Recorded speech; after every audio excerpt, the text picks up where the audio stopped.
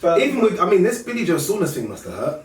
Yeah, it's been a long time. Remember, there was a time 4 or 5 years ago where everyone was going from Frank to Eddie. Everyone. But I think with that, I mean, it doesn't take a rocket scientist to work out that the fights for Billy Joe are not on Top Rank. They're on Dazn. Yeah. Simple, isn't it? The only other place that he could have maybe considered would have been PBC because they've got some super middleweights. But yeah, well, all they've got a middleweight is Jamal Charlo, but then you've got like Benavidez, Plant. Yeah. I don't know if he's categorized still got his deal because he signed a new deal before he lost to Caleb Plant. And Darrell's over there as well. Yeah, so Darrell's boxing Benavidez on the Spence Yeah. Porter on the card. So. Yeah, there was some super middleweights, but I mean, he's got to get down to 160. Yeah, he's not a super middleweight. Ben Davison has repeatedly said they're massive. I'm looking at some of the super middleweights. I'm thinking of Benavidez and Callum giant, huge. And it's not to say imagine Eubank versus Callum Smith. Yeah. Just the size it is massive. But like, if you're on Dazn and you're Billy Joe Saunders, then you can fight Andre, Jacobs, Canelo, Golovkin. You've got there's so many people that you can fight on there. Whereas, so I don't. Had it have been an acrimonious split where it became legal and then yes, I think it probably would have hurt to go to.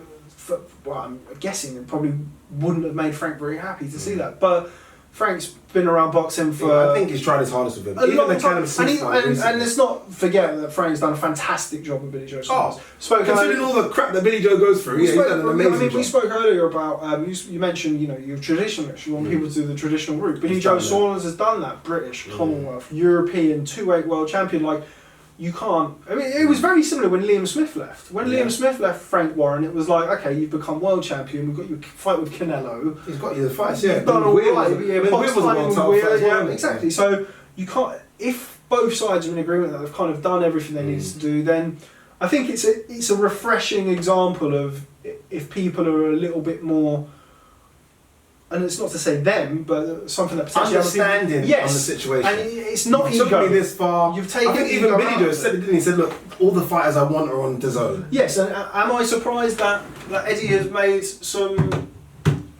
Sorry, that Eddie has made some comments that could be construed as welcome digs to the big leagues. Yeah. Why did he do that? But again, you're dealing in a sport where. It is a macho sport and it is very much an ego sport. Whether that had something to do with it, only Eddie really knows. But would it surprise me? Probably not. How do you think Billy Joe matches up with those guys you just mentioned? I think he's an absolute nightmare. Do you really? A lot of those guys. You've seen him in camp, right? I'm guessing. I haven't seen him in camp. I've seen a lot of his fights. I've been to various workouts. Yeah. I mean, there's not really much you can. Sometimes I don't know if I'm just. Believe in the hype, or is he that good? Sometimes I think he's just that good. Everybody I speak to who has sparred him thinks he's that fantastic. Good. Okay, cool. And you're talking about, I won't name names, but you're talking about world champions, established world champions. You just say he's an incredible talent, and you only have to look at. He's had fits and starts where he's shown that. I mean, the Lemieux fight, yes, Lemieux's a one-dimensional puncher. But I think everyone forgets, people expected Lemieux to knock him out. Yeah, a lot of people think it's easier now, you but go over to Canada. That's another thing, with Billy Joe, you can't question his willingness to take these fights. Yeah. I think he's a nightmare I think for Canelo in particular, he's a nightmare. Personally, everyone's a nightmare for him. If you look at the fights where Canelo has struggled, you go back. Arislandi Lara beat him. Lara beat him. Yeah. He had some issues with Austin Trout. Yeah. Again, forget that, Yeah, exactly.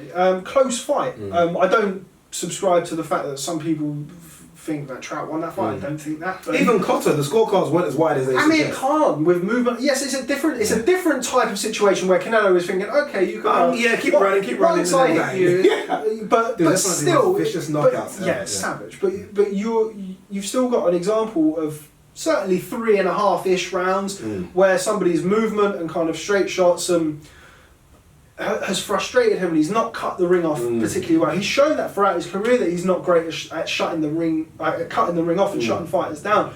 So when you can move like Billy Joe can, and you kind of look at the instances where Canelo has struggled, then you can make a case for that. I think he would be a nightmare. Whether or not it's enough to win, particularly against somebody who's going to be points. Well, exactly. Particularly with somebody like Canelo who has the type of political sway and influence that he has.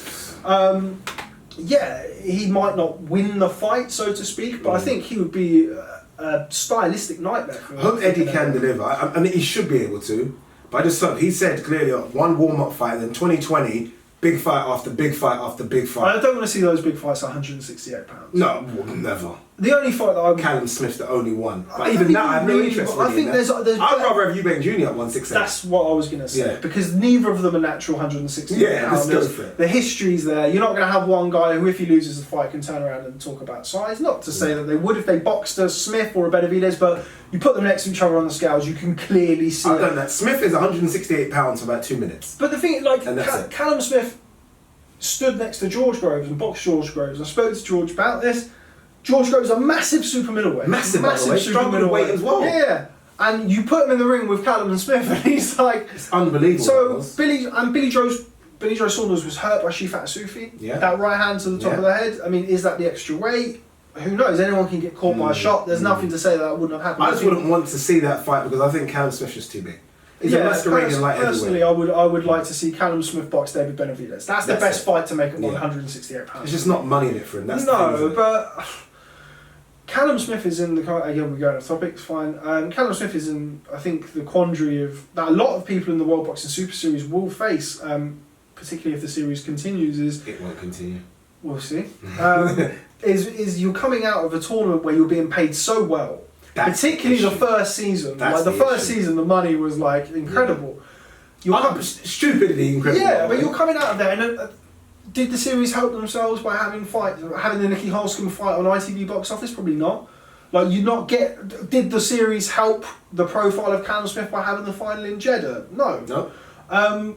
But he's paid an extraordinary amount of money for those fights. He's not going to come out and be happy with taking. I said this 30% of the 50% off of the 1 million for Billy Joe Saunders. Exactly. I'm thinking that's bloody great money. But it was a million. compared to what he would have made for beating George Groves in the World Boxing Super Series, and you also have to think like Callum Smith has a young family and he's made good money now. He only needs the big fights, and you can't begrudge fighters getting these opportunities.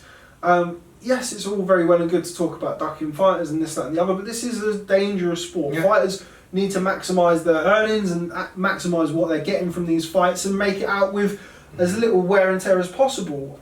Guarantee you he fights John Ryder.